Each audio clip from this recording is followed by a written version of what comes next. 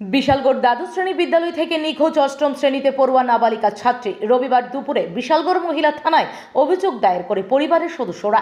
জানা যায় মধ্য ব্রজপুর এলাকার ফণীভূষণ গোস্বামীর নাবালিকা বিশালগড় দ্বাদশ শ্রেণী বিদ্যালয়ে অষ্টম শ্রেণীতে পাঠরত। শনিবার সকালে বাড়ি থেকে বিশালগড় দ্বাদশ শ্রেণী বিদ্যালয়ে আসার পর সে আর বাড়ি ফিরে যায়নি। ক্লাসরুমের বেঞ্চের মধ্যে রয়েছে সমস্ত বই খাতা।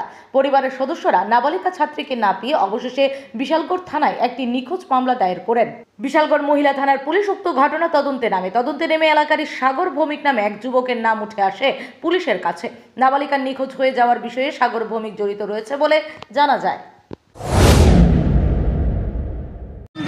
আমার মেয়ে নাই, স্কুলের ভিতরে ব্যাগ আছে, মেয়ে নাই। এরপরে যে স্কুল থেকে কে বা কারা নিয়েছে আমরা নিজেও কইতে পারতাম না। কোন স্কুলে?